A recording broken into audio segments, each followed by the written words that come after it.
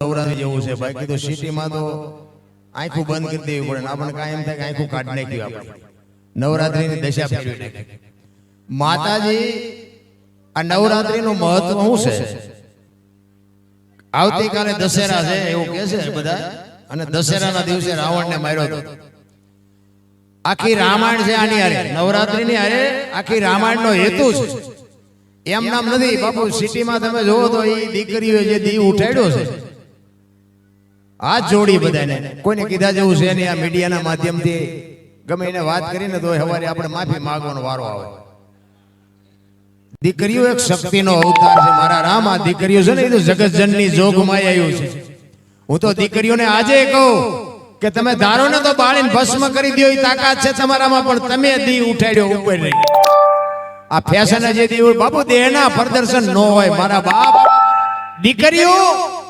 જ્યાં ધર્મ ધ્રુજો પુરુષ નથી પૂગ્યો ને દેશની આબરૂ બાપુ દીકરીઓ રાખી તમે કહો તો 500 દાખલા આપું દીકરીઓના દીકરીઓ તો દીકરીઓ છે પણ હવે તમને કહું આપણે સિટીમાં જોઈને ક્યારેક ક્યારેક તો ખબર જ નથી પડતી બેન હાલે આવે છે ભાઈ હાલે આવે બોલો બધું ભાઈ નું ભાઈ જેવું થઈ ગયું બેન નું ભાઈ જેવું થઈ ગયું આપણને નક્કી નથી થતું આપણે એમ કે કેમ છો તો એ બોલે તે ખબર પડે કે આ તો બેન હતા અરે એવું બાપુ જે ડકે ચડ્યું છે કારણ કે બધું ઊંધું હાલ્યું ઊંધું તમે જુઓ ને કૂતરા છે મહેલમાં છે ગાયો રોડ ઉપર રખડે છે ને જોવા જેવું દારૂ પીવા વાળા દારૂ છે ને બાવળિયામાં ગોતીને લેવા જવા પડે ને રોકડે ખપે છે ઓલા દૂધ વાળા ઘરે ઘરે દેવા જાય છે ને બાકી મળે છે સાચી વસ્તુની પથારી ફેરવી નાખી સત્ય છે ને સત્ય તો સત્ય જોયા રામાયણ ની અરે રામચંદ્ર પરમાત્મા અને રાવણ ની જયારે યુદ્ધ થયું ને ત્યારે રાવણ ની શક્તિ બાબુ રામચંદ્ર પરમાત્મા પામી જાય કે આને જીતવો અશક્ય છે એ વિચાર કરે છે હવે હું કરું અને રાવણ ને જો ન મારી શકે તો બાબુ રામ નું શું રે બસ એમ એ તો માં ઉતરે ને તારે હેઠા બે આ કોઈ બેહાયરા જ્યાં બે એવું છે રામચંદ્ર પરમાત્મા ને એમ થાય કે રાવણ ને જો ન મારી શકું તો બાબુ આ દુનિયામાં વિનાશ થઈ જાય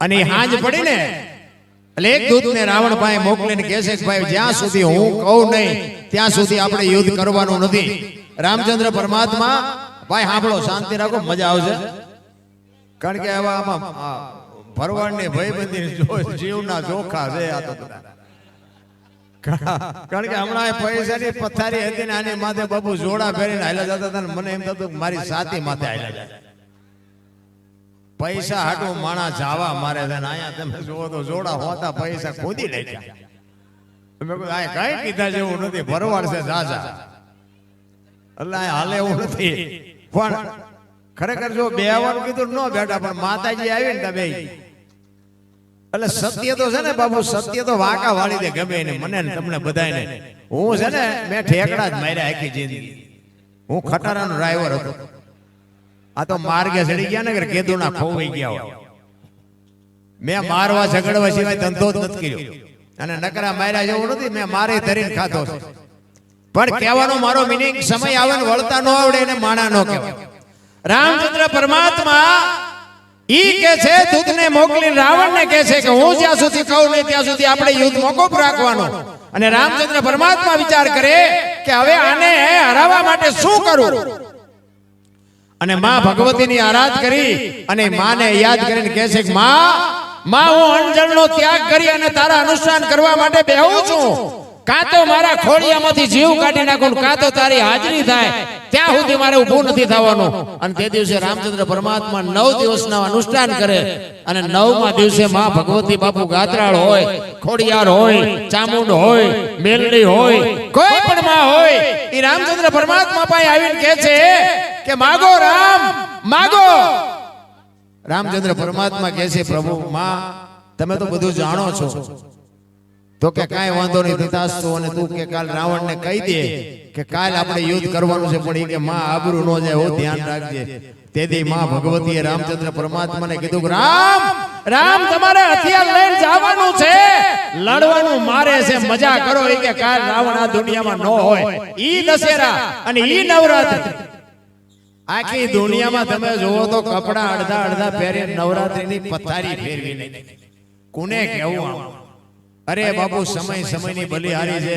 આપણા તહેવારો છે ને એની વાંહે કાંઈક ઇતિહાસ છે, કાંઈક પરંપરા છે, પણ એમાં આ માનું સાનિધ્ય, ભુવાજીની હાજરી, આટલી બધી દીકરીઓ, આટલા બધા ભાઈઓ, ચાલુ વરસાદ, ખરેખર બાપુ હું દિલથી સલામ કરું છું, વંદન કરું છું. પણ તમે બધા બેઠા છો મને સાંભળવા, અને મને ઘણાએ કીધું તમારા વિડિયા બહુ જોઉં, વિડિયા જોઈએ કઈ નહીં વળે, એમાં હું બોલ્યો એવું કરજો કઈ. વિડિયા તો આખી દુનિયા જોવે છે. મારી એક જ ભલામણ હોય, મારા ગમે આ વિડિયા તમે જોવો ને, મારી ભલામણ એક જ હોય કે મા બાપની સેવા કરજો. મા બાપ જેવા ભગવાન બાપુ આ દુનિયામાં ક્યાંય છે નહીં. મા બાપ જ છે ને બાપુ, બધું મા બાપ છે તો છે.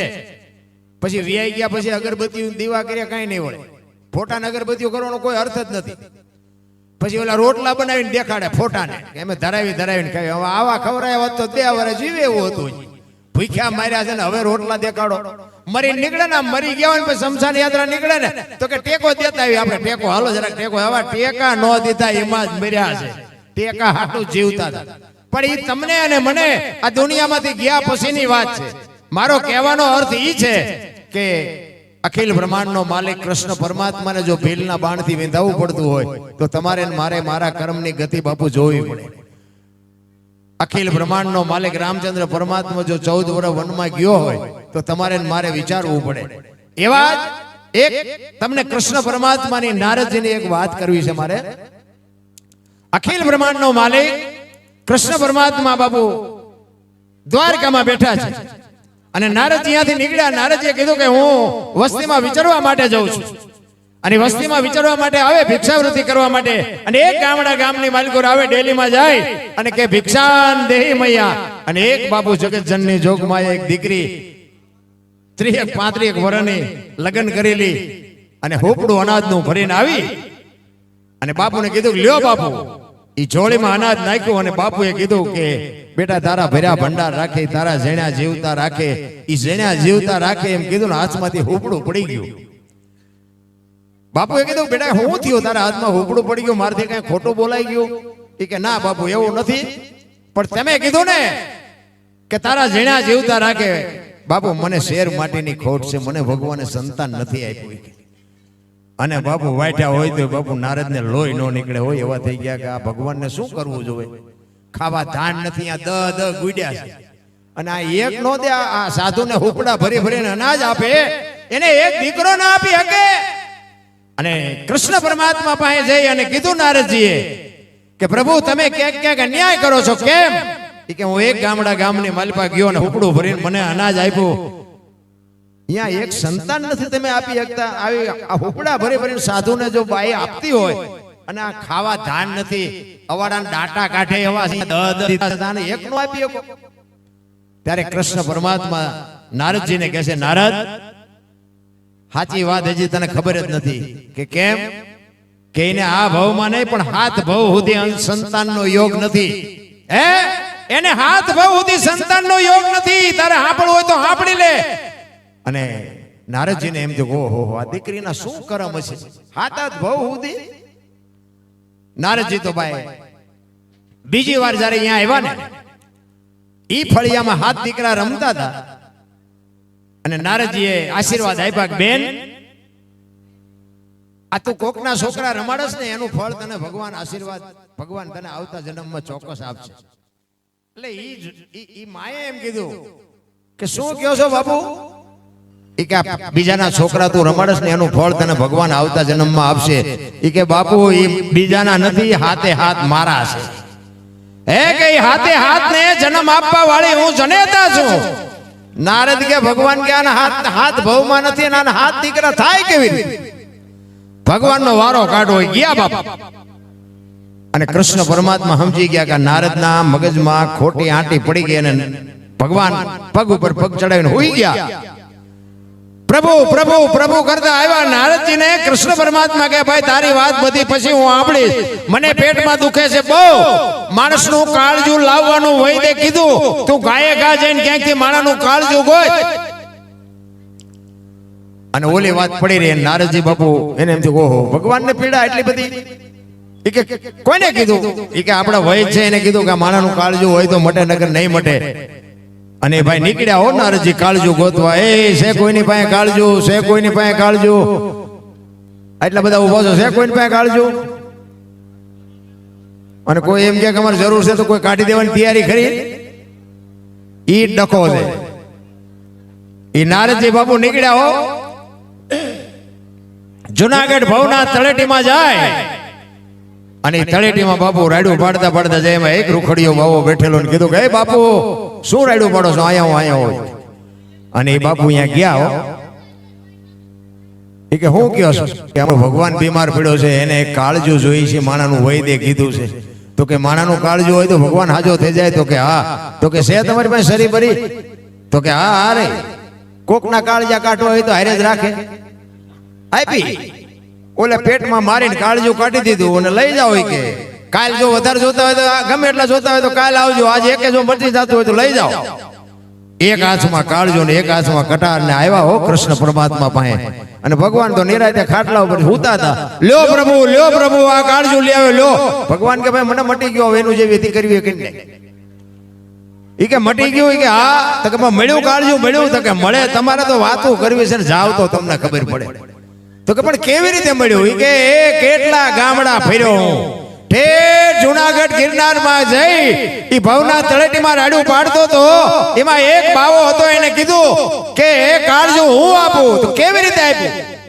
ઈ કે કટાર મારીને કાળજું કાઢી દીધું. અને એ વખતે બાપુ અખિલ બ્રહ્માંડનો માલિક કૃષ્ણ પરમાત્મા કહે છે કે ગાંડા, જે કટાર મારીને કાળજા કાઢી દે ને એ ધારે તો હાથ દીકરા લઈ જાય, નકર તારે કાળજું ક્યાં તારું બહાર કેમ ગયું હતું? તારે પ્રશ્ન તો એ જ હતો ને કે આને દીકરા નો થાય ને હાથ દીકરા કેમ થયા? પણ એને કાળજું કાઢી દીધું, તારું કાળજું ક્યાં બહાર કેમ ગયું હતું? તો આપણે વાત જ અહીંયા છે. આપણે કોકને જ કહીએ છીએ આમ કરો આમ કરો આમ કરો, દારૂ ન પીવાય, બીડી ન પીવાય, મા બાપની સેવા ન કરાય. હવે તમે કરો છો નથી કરતા એ તો પેલા નક્કી કરો. એટલે તો મહાપુરુષોને લખવું પડ્યું કે જનુની જણ તો ભગત જણજે, કા દાતા કા સુરવીર, નહીં તો રેજે વાંજણી, મત ગુમાવજે નૂર. આ બેનું છે ને એને હું ખાસ કહું છું.